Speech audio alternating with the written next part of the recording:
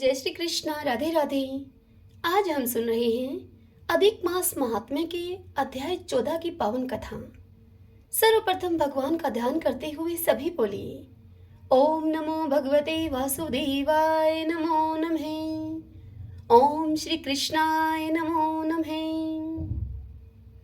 श्री नारायण जी नारद जी से बोले कि हे नारद, राजा दृढ़धनुआ इसी प्रकार चिंताग्रस्त रहता था कि एक समय वाल्मीकि ऋषि उसके यहाँ आए।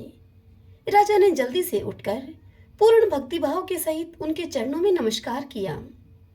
तब वाल्मीकि ऋषि राजा को अशांत देखकर राजा से कहने लगे कि हे राजन, तेरे मन में जो कुछ भी चिंता हो बिना निसंकोच मुझसे कहो, क्या बात है।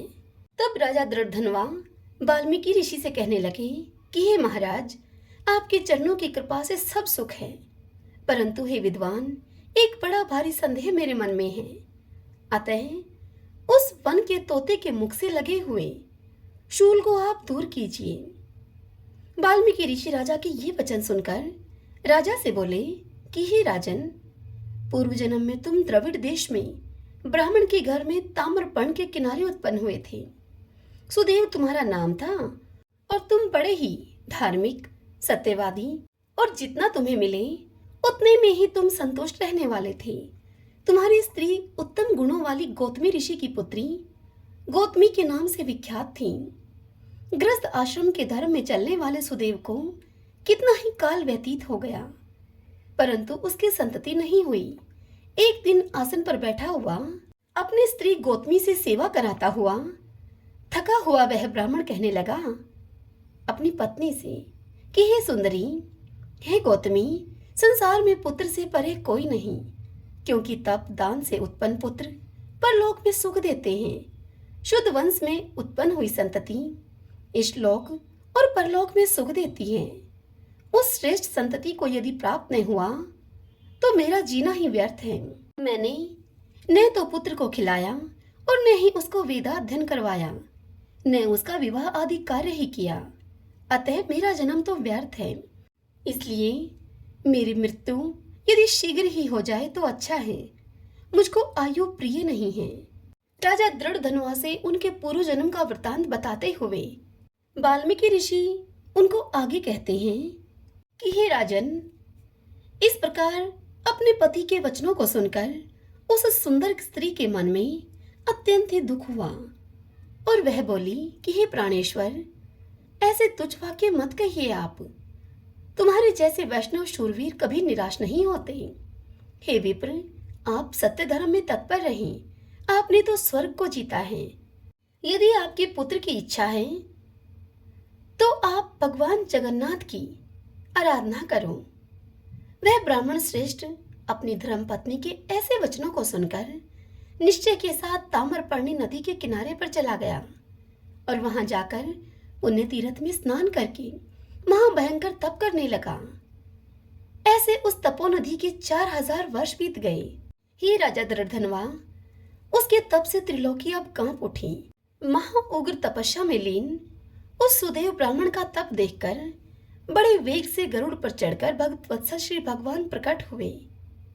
इस कथा का वर्णन करते हुए नारद जी से आगे कहते हैं कि हे नारद जी, नवीन मेघ के समान चतुर्भुज, जगत के पालन करने में समर्थ उन मुरारी के आनंदित मुख को देखकर बड़े हर्ष के साथ सुदेव नामक वह ब्राह्मण भगवान मुचुकुंद को साष्टांग प्रणाम करने लगा। हरि ओम तत्सत। श्रीमन नारायण नारायण हरि हरि, बचमन नारायण नारायण हरि हरि। सभी बोली विष्णु भगवान की जय। आइए भगतजनों, अब हम पुरुषोत्तम क्षेत्र के महात्म्य की आज की कथा सुनते हैं। जैमिनी जी इस कथा को सुनाते हुए ऋषियों से कहते हैं कि हे मुनि श्रेष्ठ, तदंतर राजा के अश्वमेध यज्ञ में सुतवा अर्थात सोमरस निकालने का उत्सव प्रारंभ हुआ। उसमें तीनों को बेरोक टोक मनवांछित दान दिए जाने लगे। उस समय नारद जी ने नृपश्रेष्ठ इंद्रधुमन से कहा कि हे राजन, अब पूर्ण आहुति का कार्य समाप्त हो, जिससे कि यह यज्ञ सफल हो जाए। पहले ध्यान में तुमने जो कुछ देखा है उसके अनुसार तुम्हारे भाग्योदय का समय अब समीप आ गया है। श्वेत द्वीप में जिन विश्व मूर्ति अविनाशी विष्णु का तुमने दर्शन किया है, उनके शरीर से गिरा हुआ रोम वृक्ष भाव को प्राप्त हो जाता है। वह इस पृथ्वी पर स्थावर रूप में भगवान का अंश अवतार होता है। भक्त वत्सल भगवान अब उसी रूप में अवतीर्ण हो रहे हैं। तुम्हारे ही सौभाग्य से सर्व पापहारी भगवान यहाँ सब लोगों के नेत्रों के अतिथि बनेंगे। अब यज्ञांत स्नान समाप्त करके वृक्ष रूप में प्रकट हुए यज्ञेश्वर भगवान विष्णु को तुम इस महावेदी पर स्थापित करो। इस प्रकार विचार करके नारद और इंद्रदुमन दोनों ही प्रसन्नता पूर्वक वहां पर गए और उस वृक्ष को देखकर इसके रूप में साक्षात ब्रह्मा भगवान विष्णु प्रकट हो गए। ऐसा मानते हुए सब लोग बड़े ही प्रसन्न हुए। 4 शाखाओं से युक्त उस चतुर्भुज वृक्ष का दर्शन करके राजा ने अपने परिश्रम को सफल माना। फिर नीलमणि माधव के अंतर्ध्यान होने का राजा को जो शौक था उसे उन्होंने त्याग दिया और बारंबार उस वृक्ष को प्रणाम करके नेत्रों से आनंद के आंसू बहाते हुए राजा ने ब्राह्मणों से उस वृक्ष को मंगवाया। वे लोग माला और चंदन से विभूषित विष्णु के उस दिव्य वृक्ष को महावेदी पर लेकर आए। नारद जी के कहने के अनुसार राजा ने उस वृक्ष का पूजन किया और पूजन समाप्त करके मुनि श्रेष्ठ नारद जी से पूछा कि हे मुनि, भगवान विष्णु की कैसी प्रतिमाएं बनेंगी और उन्हें कौन बनाएगा? तब नारद जी ने राजा को उत्तर दिया कि हे राजन, भगवान की लीला सब लोगों से परे है, उसे कौन जान सकता है। इस प्रकार बातचीत हो ही रही थी कि ऊपर से आकाशवाणी सुनाई दी। आकाशवाणी ने कहा कि भगवान विष्णु अत्यंत गुप्त रखी हुई महावेदी पर स्वयं अवतीर्ण होंगे। 15 दिनों तक इसे ढक दिया जाए। हाथ में हथियार लेकर उपस्थित हुआ जो यह बूढ़ा बढ़ई है, इसको भीतर प्रवेश कराकर सब लोग यत्नपूर्वक दरवाजे को बंद कर लें। जब तक मूर्तियों की रचना हो तब तक बाहर बाजे बजते रहें, क्योंकि रचना का शब्द कान में पड़ने पर वह पहरा बना देने वाला है। कोई भी भीतर प्रवेश न करे और न कभी देखने की चेष्टा ही करे, क्योंकि वहां काम करने वाले के अतिरिक्त जो भी देखेगा उसके दोनों नेत्र अंधे हो जाएंगे। तत्पश्चात राजा ने जिस प्रकार आकाशवाणी ने उनको कहा था वैसी ही व्यवस्था कर दी। कर्मशः 15वां दिन आते ही भगवान स्वयं 4 विग्रहों में प्रकट हुए। बलभद्र, सुभद्रा और सुदर्शन चक्र के साथ भगवान जनार्दन दिव्य सिंहासन पर विराजमान हुए। भगवान के 4 दिव्य रूप संपन्न हो जाने पर संपूर्ण विश्व के उपकार के लिए पुनः आकाशवाणी हुई। आकाशवाणी ने कहा कि हे राजन, इन 4 प्रतिमाओं को वस्त्रों से भली भांति आच्छादित करके इन्हें अपने अपने स्वाभाविक रंग की प्राप्ति कराओ। भगवान जनार्दन नील मेघ के समान श्याम वर्ण धारण करें। भगवान बलभद्र शंख और चंद्रमा के समान गौर वर्ण से विराजमान हो। सुदर्शन चक्र का रंग लाल होना चाहिए और सुभद्रा देवी कुमकुम के समान अरुण वर्ण की होनी चाहिए। इन विग्रहों पर पहले का किया हुआ रंग आदि संस्कार छूटने पर प्रतिवर्ष नूतन संस्कार कराना चाहिए। केवल दिव्य बल का लेप रहने देना चाहिए। यदि कोई प्रमादवश इस लेप को दूर करेगा तो राज्य में दुर्भिक्ष और महामारी फैलेगी। हे राजन, तुम्हें भी नगन रूप में इन मूर्तियों का दर्शन नहीं करना चाहिए। अन्य मनुष्य भी यदि नगन रूप में देखेंगे तो उनके लिए भी यह भय उपस्थित करने वाली होंगी। नाना प्रकार के लेप से लिप्त एवं विचित्र श्रृंगारों से युक्त मूर्तियों का ही दर्शन करना चाहिए। हे राजन, तुम्हारे ऊपर कृपा करके भगवान प्रकट हुए हैं और तुम्हारे ही प्रसाद से वे सब जीवों को धर्म, अर्थ, काम और मोक्ष प्रदान करेंगे। नीलाचल पर कल्प वृक्ष के वायव्य कोण में 100 हाथ की दूरी पर और भगवान नरसिंह के उत्तर भाग में जो बहुत बड़ा मैदान है, उसमें अत्यंत सुदृढ़ और 1000 हाथ ऊंचा मंदिर बनवाकर उसी में भगवान की तुम स्थापना करो। पहले इस पर्वत पर भगवान नील माधव का जो पूजन किया करता था वह विश्वावसु नाम वाला शबर अर्थात वह भील वैष्णवों में श्रेष्ठ हैं। उसके साथ तुम्हारे पुरोहित की मित्रता हो चुकी है। इन्हीं दोनों की संतति को भावी उत्सवों में भगवान के विग्रह पर लेप और संस्कार करने के कार्य में लगाया जाए। इतना कहकर वह दिव्य आकाशवाणी मौन हो गई। उस आकाशवाणी का वह दिव्य उपदेश सुनकर राजा ने प्रसन्नता पूर्वक उस उपदेश का पालन किया। जब बलराम, श्री कृष्ण, सुभद्रा और सुदर्शन चक्र पर आकाशवाणी के कथन अनुसार लेप आदि संस्कार हो गया, तब उनकी आकृति बड़ी ही सुंदर हो गई। उसके बाद राजा इंद्रधुमन ने महावेदी का पर्दा खुलवा दिया। फिर सभी ने रतन सिंहासन पर विराजमान भगवान की झांकी की। वस्त्र अलंकारों के सहित उन भगवत विग्रहों का दर्शन करके राजा इंद्रधुमन आनंद के समुद्र में डूब गए और नेत्रों को कुछ कुछ बंद किए हुए प्रेम के आंसू बहाते हुए हाथ जोड़कर खंबे के समान वे खड़े रहे। तब नारद जी ने राजा से कहा कि हे नृपश्रेष्ठ, कमल के समान नेत्रों वाले इन भगवान जगन्नाथ का दर्शन करो। ये भक्तों पर अनुग्रह करने के लिए संपूर्ण ज्ञान की निधि हैं। इन्हीं श्री हरि को देखने के लिए योगी लोग मन को संयम में रखकर सदा प्रयत्न करते रहते हैं। वे ही भगवान विष्णु आज काष्ठ में शरीर में स्थित होकर तुम पर अनुग्रह करने के लिए प्रत्यक्ष हुए हैं। इन करुणा सागर भगवान की तुम स्तुति करो। नारद जी के इस प्रकार सचेत किए जाने पर राजा इंद्रद्युम्न ने करुणा में जगन्नाथ का सत्वन किया। सत्वन करते हुए राजा बोले, हे दया सागर मुरारे, कहाँ तो ब्रह्मा, रुद्र तथा इंद्र के मुकुटों में मगन हुए आपके निर्मल युगल चरणारविंद, और कहाँ मल, मूत्र, रक्त, मांस एवं हड्डियों से बना और चमड़े से ढका हुआ मुझ दीन का यह अधम शरीर। हे ईश, इस असार संसार में भटकते रहने के कारण मैं श्रम से व्याकुल हूँ। भला आपको कैसे जानूं मैं?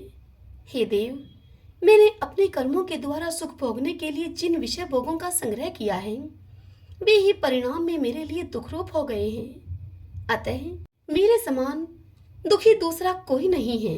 हे प्रभु, यदि मैंने पहले कभी मन से भी आपकी कभी उपासना की होती, तो दुख भोगने के लिए बार बार नाना प्रकार के जन्म मुझे क्यों प्राप्त होते? हे मुरारे, क्या आपके चरणारविंदों से दूर रहने का ही यह फल नहीं है?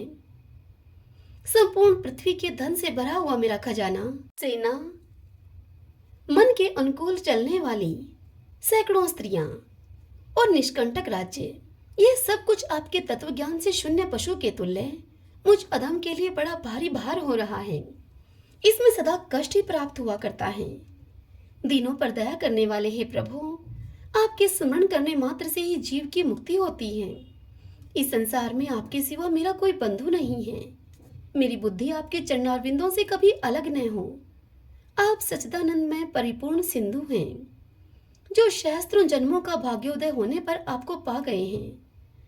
क्या वे कभी लेश मात्र सुख और अनंत दुखों से भरे हुए विषय भोग रूपी इंद्रजाल की और आंख उठाकर देखते हैं?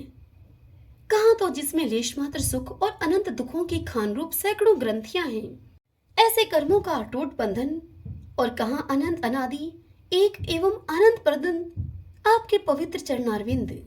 सब पर स्वभावतः कृपा करने वाले हे प्रभु, मूलभूत आप परमेश्वर को न पाकर तुच्छ कार्य के लिए बहुत भटकने वाले कलेश के ही भाजन रूप मुझ अत्यंत दीन की आप रक्षा कीजिए। संपूर्ण विश्व के एकमात्र वंदनीय हे विष्णुदेव, हे वेदांत वेद, हे अवयव, हे विश्वनाथ, आप ही समस्त पाप राशियों का नाश करने में समर्थ हैं। आप बलवानों में श्रेष्ठ बलभद्र, आपका विग्रह सहस्त्रों फनों से आवर्त है। आप ईश्वर हैं, मैं आपकी शरण में आया हूँ। संसार को आश्रय देने वाली तथा संपूर्ण देवताओं को उत्पन्न करने वाली मंगलमयी सुभद्रा के दोनों चरणों को मैं प्रणाम करता हूँ। हे नाथ, यह ब्रह्मांडों का समूह जिसकी किरणों के समुदाय से रचा गया है और जो दैत्यों की सेना का संहार करने वाला है, उस सुदर्शन चक्र के रूप में आपको मैं प्रणाम करता हूँ। इस प्रकार स्तुति करके श्रेष्ठ राजा इंद्रद्युम्न ने भगवान को साष्टांग प्रणाम किया और कहा कि हे अनाथों के बंधु जगन्नाथ, संसार समुद्र में डूबे हुए मुझ दीन तथा दुख शोक से व्याकुल मनुष्य का आप कृपा पूर्वक उद्धार करें। राजा की स्तुति करने के बाद तत्पश्चात नारद जी कहने लगे, अपार भवसागर से पार उतारने में तत्पर हे भगवान नारायण, आपकी जय हो। हे प्रभु, आपकी जय हो। सनक सनंदन और सनातन आदि श्रेष्ठ योगी, आपके दिव्य तत्व का चिंतन करते रहते हैं। आप सर्वलोक स्वरूप, सब लोगों को सुख देने वाले, संपूर्ण विश्व के उपकारक तथा समस्त जगत के वंदनीय हैं। कोटि कोटि ब्रह्मा, रुद्र, इंद्र, मरुदगण, अश्विनी कुमार, साध्य तथा सिद्धगण आपके लीला विलास से उत्पन्न हैं। संपूर्ण देवता और दानव आपके चरणों में प्रणाम करते हैं। हे त्रिभुवन गुरु, आप किसी के भी पूर्णता जानने में नहीं आते। आपको नमस्कार है, नमस्कार है प्रभु। तदंतर अन्यान्य राजा, वेदों के पारंगत विद्वान, क्षत्रिय मुनि, ब्राह्मण, क्षत्रिय तथा विद्वान वैश्य जाति के लोगों ने भी वैदिक सूक्तों, स्तोत्रों, पौराणिक स्तुतियों और स्वरचित कविताओं से जैसे उनसे बना उसी प्रकार बलभद्र और सुभद्रा के साथ कमल नयन भगवान श्री कृष्ण का उन्होंने सत्वन किया। इसके बाद राजा ने पुरोहित जी से भगवान वासुदेव की पूजा के लिए सामग्री संग्रह करने को कहा। फिर नारद जी के उपदेश से स्वयं राजा ने ही विधि एवं मंत्रों उच्चारण पूर्वक कर्मशः उन सब विग्रहों का पूजन किया। द्वादश अक्षर मंत्र से ओम नमो भगवते वासुदेवाय, इस मंत्र से बलभद्र जी की पूजा की। इसी मंत्र के द्वारा उपासना करके ध्रुव जी ने परम उत्तम स्थान को प्राप्त किया है। पुरुष सूक्त से राजा ने यथाशक्ति भगवान नारायण की पूजा की। देवी सूक्त से सुभद्रा का और सुदर्शन संबंधनी ऋचा से सुदर्शन चक्र का पूजन किया।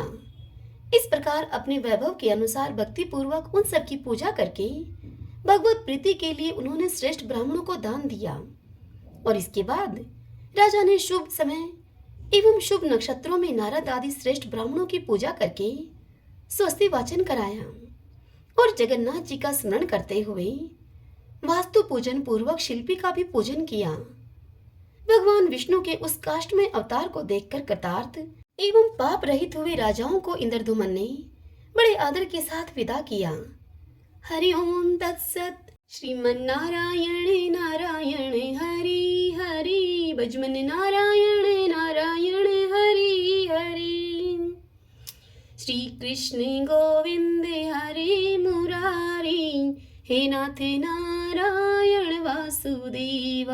श्री कृष्ण गोविंद हरे मुरारी, हे नाथ नारायण वासुदेव।